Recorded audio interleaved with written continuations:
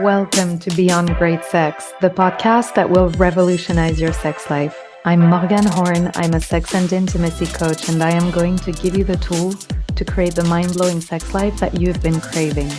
When you apply the teachings from this podcast, you will drop the shame, limiting beliefs, and everything else that has been keeping you from enjoying the intimacy that you were designed to experience. Instead, you will unleash your unlimited potential, sexual and beyond. When you work with me, great sex is only the beginning. We're going beyond. Hey, lovelies. I'm excited to wrap up our conversation on communication and to finally give you the tools you've all been waiting for.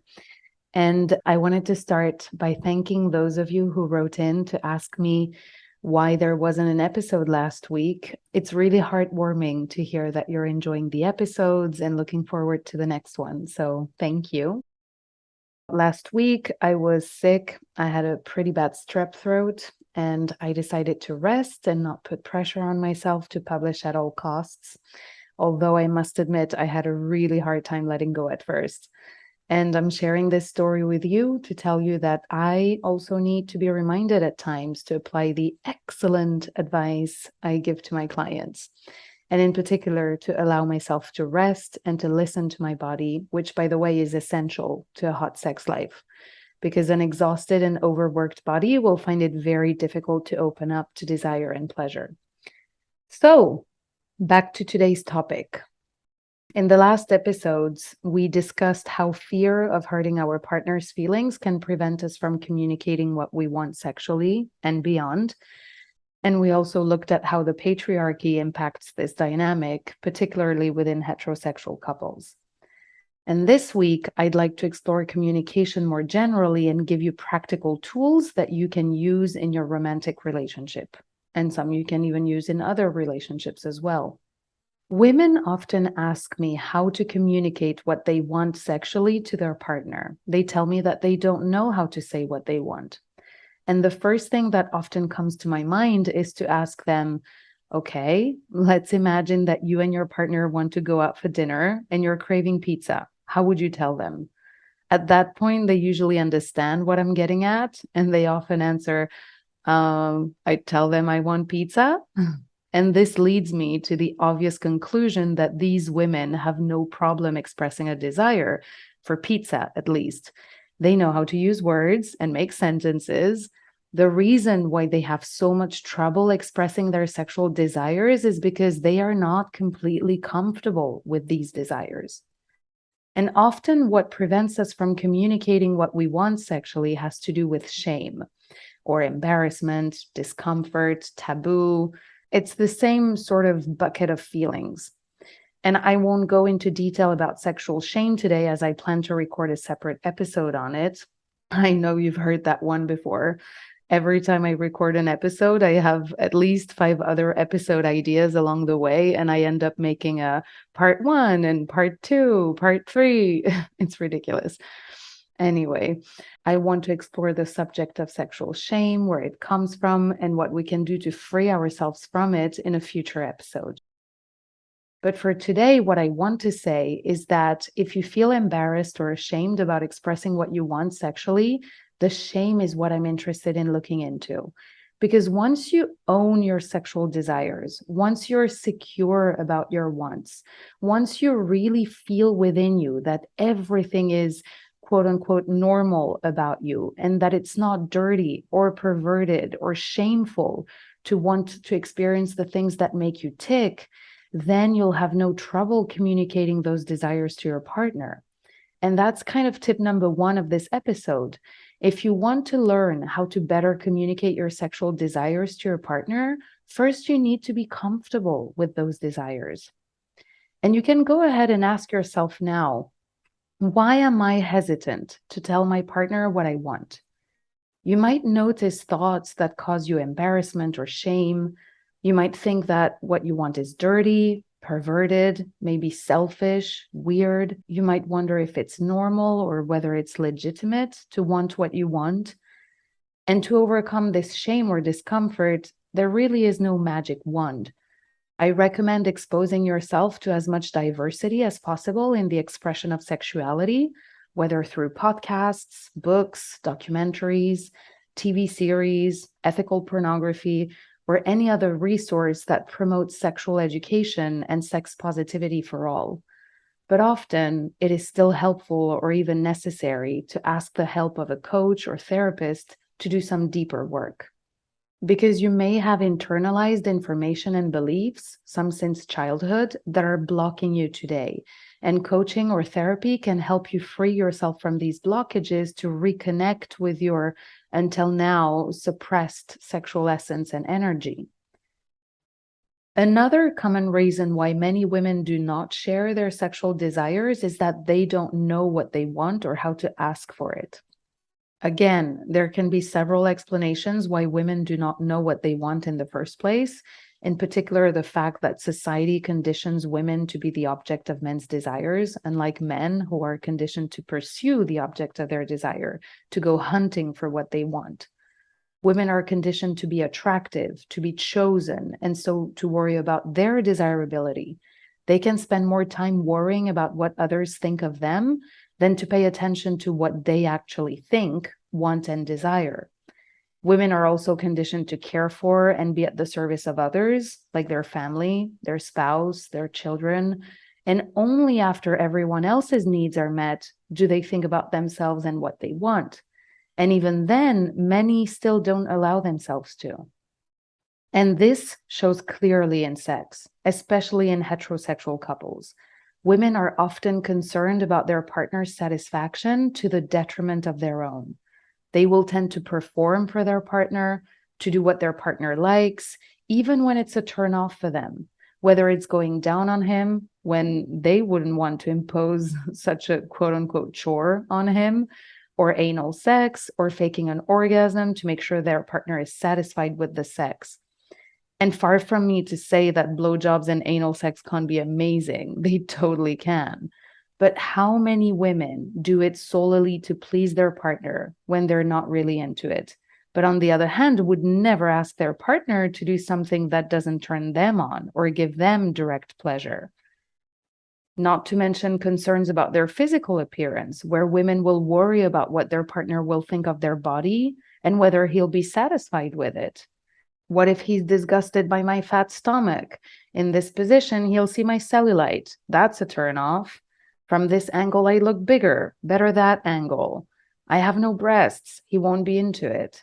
Better to dim the lights. Better to avoid this position. And all that negative self-talk at the expense of their own pleasure, of course, and in such a disproportionate way too, because most women would not demand as much quote unquote perfection from their male partners as they impose on themselves. So in short, women will tend to care more about their partner's sexual satisfaction and pleasure than their own.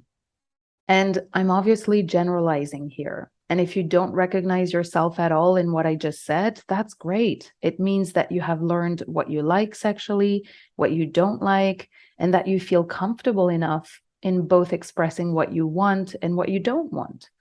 But if, on the contrary, you struggle to communicate your desires to your partner because you don't know what you want, I invite you to be curious and to explore yourself.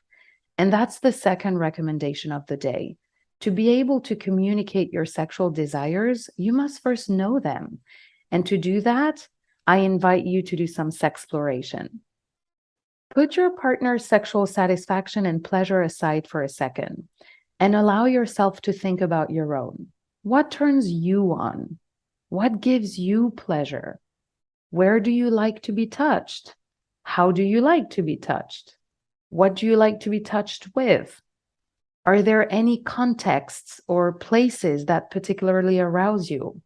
Scenarios or role plays? And to find out, I invite you to make love to yourself, to explore your body with your hands, with sex toys or other objects.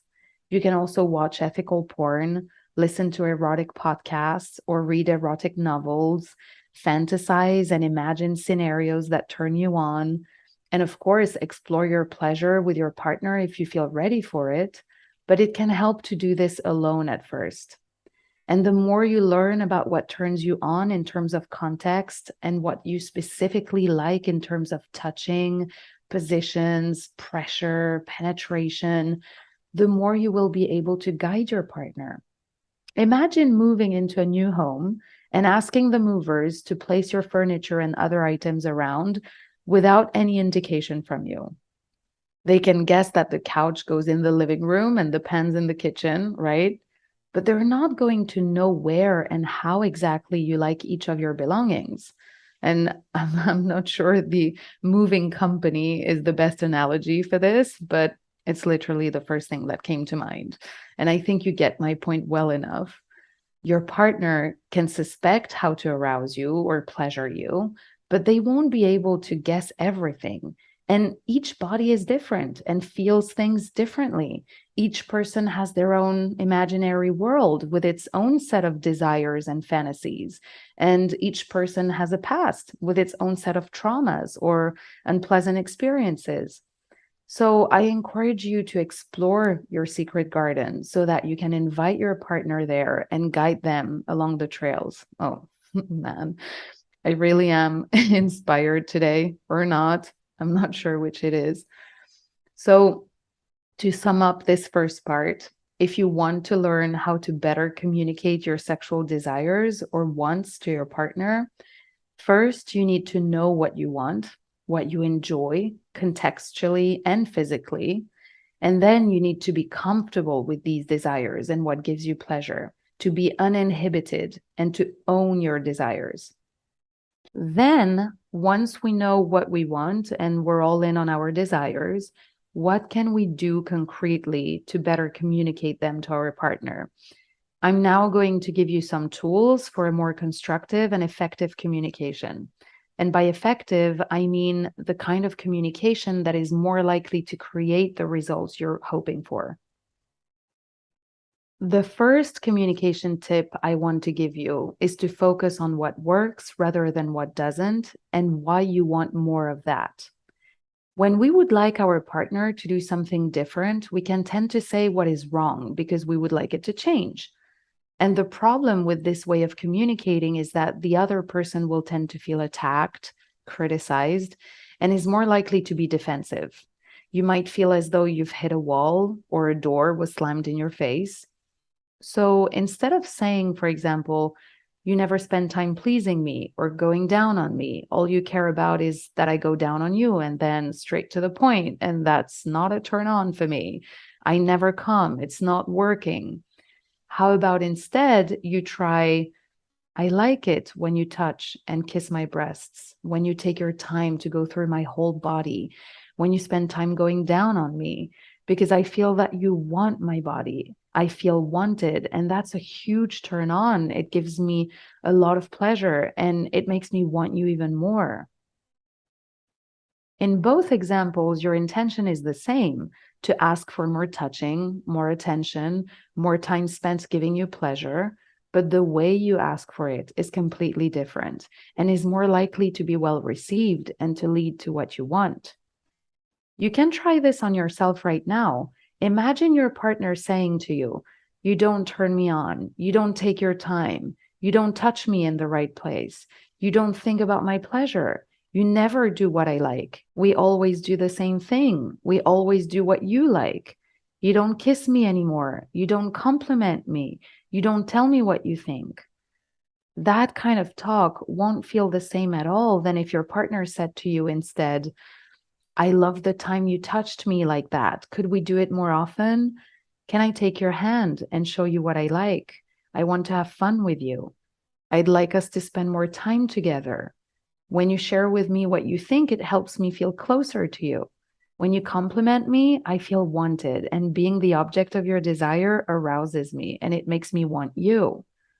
Anyway, I'm not going to do 1,000 of these, but you can see where I'm going with this. You can express the same exact needs and desires, but by focusing on what works and why you want more of that, you open the door to possibilities, and your partner is more likely to be receptive. Which leads me to my second advice, and that is to include your partner in the why. I invite you to explain to your partner why this desire is as much about them as it is about you. That doesn't mean you can't want something just for yourself. I'm the first person to encourage people, especially women, to consider their needs, to listen to their body, to explore themselves, to set boundaries, to learn to say no, to make time for themselves, to prioritize their pleasure, to allow themselves to exist individually. But when communicating a sexual desire to our partner, I encourage couples to explain why the desire is as much about them as it is about us. Because in doing so, we invite our partner to play an active role in the story of that desire of ours. So instead of saying, "You never compliment me," or "I'd like for you to compliment me," which is already a step above, why not say, "When you compliment my body, I feel sexy and wanted, and that makes me want you more." Or another example, instead of saying, "You don't turn me on, it's not rough enough for me, I need you to objectify me, you're too vanilla," why not say, "I like it when you spank me, because when you do it, I feel like I'm yours and I want to belong to you. It turns me on and it makes me feel close to you." The truth is that when it comes to sex, we all want to feel close to our partner, to experience a strong and intense emotional and physical bond. We want to feel pleasure, but also a deep connection.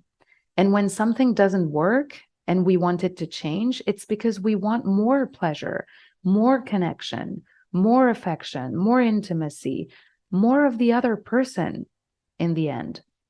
If it was only about us, we could experience it separately from them. Here, it's about the need for connection to our partner. And so I therefore suggest that you invite your partner to take an active role in the story of this desire of yours by expressing how your desire is as much about them as it is about you. A third piece of advice is to avoid the words never and always.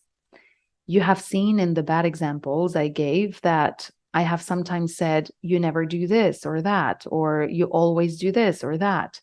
And the problem with never and always is that they freeze the situation. They kind of block the field of possibilities because they put an endpoint to the story. The words never and always have a perpetual dimension. It's either never or always like that, end of story. There's no possible opening, no possible change. And I know that it's easier said than done. Often when we would like something to change, we come from a place of frustration, restlessness, irritation, or even anger. We're disappointed or we're hurt. But nevertheless, if our intention is to feel more closeness, more connection, more love, more affection, more pleasure, we have to give the other person a chance to make a move. We have to open the door to change. So let's avoid freezing the situation with nevers and always. And this is a good segue into my fourth recommendation, which is to assume that you are a team and that you want the same thing. It's kind of like thinking in terms of we instead of you or I. Every relationship has its ups and downs. It's moments when we feel like an item, like we're in perfect harmony or on the same wavelength. And on the contrary, moments when we don't understand each other. And when that happens, we can quickly fall into confrontation, where we are somewhat against each other, where our interests seem incompatible, they just don't meet. And this is where we tend to communicate aggressively, to accuse the other person, to blame them for everything that's not working. And that's when we tend to use the never and always.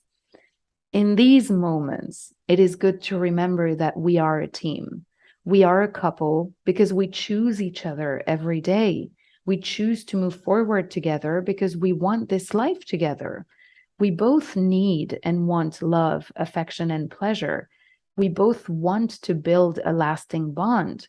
Because if it's not the case, then why are we together in the first place? We don't have much reason to be together, right? So keeping in mind that we're a team, even while disagreeing, can calm the situation down and lead to more constructive communication that aims to bring us closer together and cement the relationship. My fifth piece of advice is to choose times that are conducive to constructive communication. Now, this will sound obvious, but I strongly recommend that you avoid saying your piece when frustrated, angry, or upset. There's nothing more unproductive than to express what we want when we're overtaken by negative emotions, because we will tend to create the opposite of what we desire. Voices will be raised, things we will later regret will be said, everything will take disproportionate proportions. We're not clear-headed, and in short, it's not a good idea. A time that can be particularly favorable to discuss your sexual desires is the pillow talk or pillow debrief. One small warning though, I recommend it in the context of satisfying sex. When we just had sex, we are particularly vulnerable. We're literally naked, and it's not a good time for criticism or quote unquote negative comments. It can be quite violent for a person to receive criticism in such an intimate and vulnerable moment. But on the other hand, if the sex was good, it's the perfect time to create deep intimacy and connection. You can put into practice tip number 1, which is to tell your partner everything you liked, focusing on what worked and why you want more of that. It's also a good time to suggest trying new things, because when both of us have just experienced a strong and intense moment of pleasure, we will be much more receptive and naturally inclined to see and communicate things in a positive and constructive way. And we can also ask our partner how it was for them. What did they like best? Remember that communication is a two-way street, and that if you want to share your desires, you also have to be willing to listen to the other person and to hear what they have to say. Other times that are conducive to constructive communication are times that you will have scheduled. What I find interesting is that companies often have weekly team meetings, which are scheduled times every week for team members to talk and share what they're working on, and also to strengthen the relationship with their colleagues to better work together. Companies often have team building days, generally once or twice a year, with the aim of strengthening the bond between employees. Companies also generally set objectives, either yearly, quarterly, or even more frequently. And all that knowing that people rarely intend to spend their entire career within one same company. And yet, couples who commit to spending their entire lives together rarely schedule times for discussion or deciding on goals. We have this false idea that in love, things should happen spontaneously. And here again, I'm planning to do another episode on the myth of spontaneity in sex. But today I'm talking about spontaneity mainly in the context of communication. We have this false idea that in love, things should happen naturally, that it should just flow. But when you think about it, that would mean moving forward together for potentially 50 years or more in the same direction in a fluid and effortless way. In reality, relationships take work, all of them. Friendships, parenting, romance, professional relationships, all of them require effort. And the relationship that will likely require the most work is your romantic relationship, because it is one of the few people with whom you could indeed end up spending 50 years or more. And so setting up a weekly, fortnightly, or monthly talking date, you decide what frequency suits your relationship, is an interesting concept because it allows you both to share what's on your mind, to appreciate the good, but also to discuss what isn't working so well. And the advantage of these times is that you can prepare for them. And this leads me to my 6th piece of advice for better communication, which is to set an intention for these discussions. The advantage of having scheduled times to communicate and set couple goals is that you can set an intention for these discussions. This avoids the knee-jerk reactions fueled by emotions that don't serve us, such as when we speak from anger. And when you set a clear intention, like wanting a more affectionate relationship, for example, you enter the conversation with this intention in mind, which will help you like a compass throughout the conversation. What can I say to create more affection between us? How can I express my needs in an affectionate way? And when the conversation doesn't go the way you'd hoped, if you notice a change of tone, for example, or that you're creating distance, you can gently remind yourself of your intention. It can ground you in your speech and help you keep a sense of direction. And this principle applies beyond communication. I personally try to live with intention every day.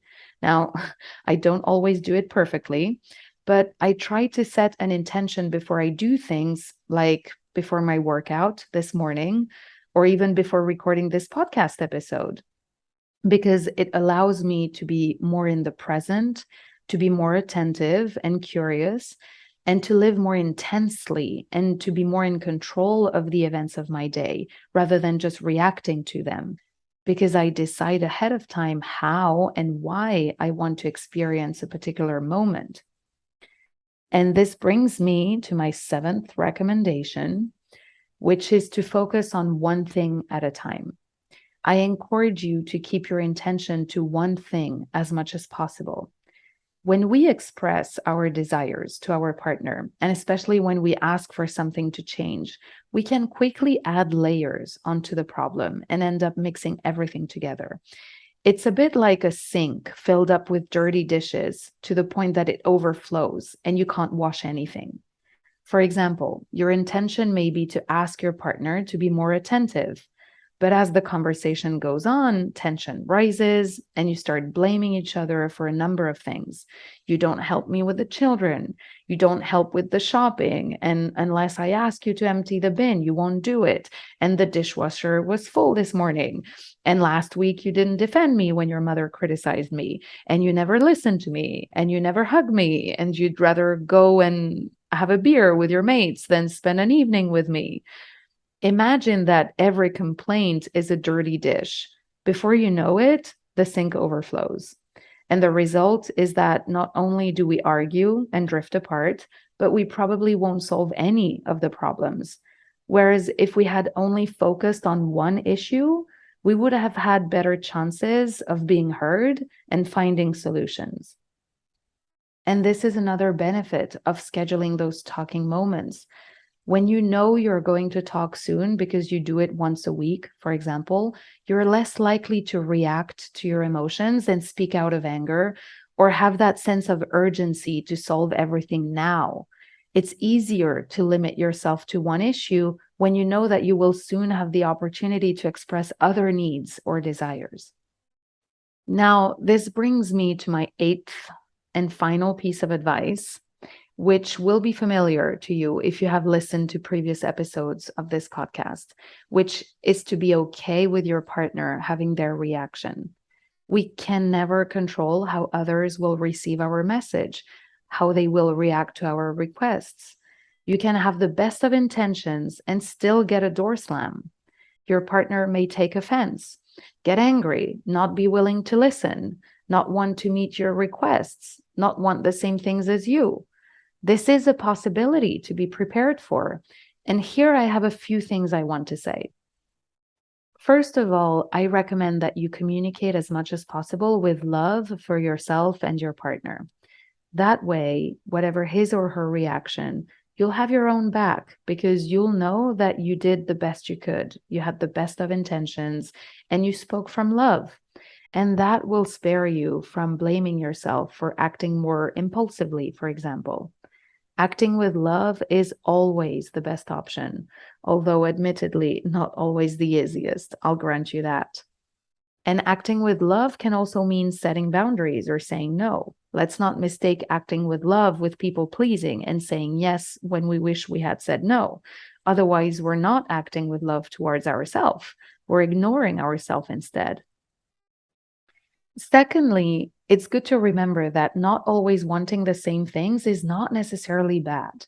We must remember that a couple is made of two separate beings who decide to be together, but they remain separate people who each have their own needs and desires, and it is natural that they're not always on the same wavelength. There is no such thing as a relationship without conflict or give and take. What matters is that the relationship somehow provides you what you're looking for in a relationship. And for more practical advice on what to do when your partner does not satisfy you or doesn't want the same things as you, I invite you to listen to episode 3 of the podcast and to download your free workbook from my website. You can find it at www.morganhorn.com/free materials. And I'll add the link in the notes of this episode. Third and last, accepting that your partner has their reaction is also about being open to dialogue and being willing to hear what they have to say. It's not enough to want to communicate our desires. We must also be prepared to hear those of our partner. But here again, let's not mistake listening and being willing to make concessions with accepting everything and neglecting ourselves along the way. No extremes are ever good. And so the idea is to aim to find a balance. Okay, I think that's pretty much it for today, lovelies. To summarize this episode, if you want to learn how to better communicate your desires to your partner, you want to, first of all, know what you want, what you like. You want to know yourself and your pleasure. And for that, I invite you to do some sexploration. Then you best be comfortable with your desires and what gives you pleasure. You want to undo the shame, heal your wounds, and break the taboos so that you fall in love with your desires. And then in terms of communication, I invite you to apply the following recommendations. Focus on what works and why you want more of that. Include your partner in the why and invite them to play an active role in your desire. Avoid using nevers and always. Assume that you are a team and want the same thing. Think in terms of we. Choose times that are conducive to constructive communication. For example, pillow talks and debriefs, and talking dates at the frequency you like. Set an intention before these conversations. Focus on one thing at a time to avoid the sink overflowing with dirty dishes. And accept that your partner will have a reaction. Communicate with love, with intention, but be prepared to also listen and to the possibility that your partner may not have the reaction you had hoped for. And I could add a 9th tip, which is to not put pressure on yourself. These recommendations are meant to help you to better communicate with your partner. They're not meant to be another thing you beat yourself up with when you don't do it, quote unquote, perfectly, okay? Remember that life is 50-50, including communication with your loved one. You will get carried away at times. You will react to your emotions. You will say things you wish you hadn't said, or that will have the opposite effect of what you were hoping to achieve. And this is okay. You're a human being full of colors and emotions. But why not try this week to put some of these tools into practice? Think of something you would like to communicate to your partner, a desire, a need, and choose a moment to say it and put an intention. Why do you want to communicate this desire? What do you hope to create? Then ask yourself how you can say it in a loving way, focusing on what works. And how is this desire of yours as much about your partner as it is about you? All right, my loves, I'm sending you much love, and I'll speak to you soon. If you have loved this episode, please add a rating, write a review, and share it around to help spread the word to all the women out there who need to hear this. I am so grateful for you listening. And if you are ready to take this work deeper, book your discovery session with me at www.morganhorn.com. That is MORGANEHORN.com. We will explore any issue you would like help with, and you will learn all about my coaching program so you can get started on creating the sex life of your wildest dreams. I will see you there.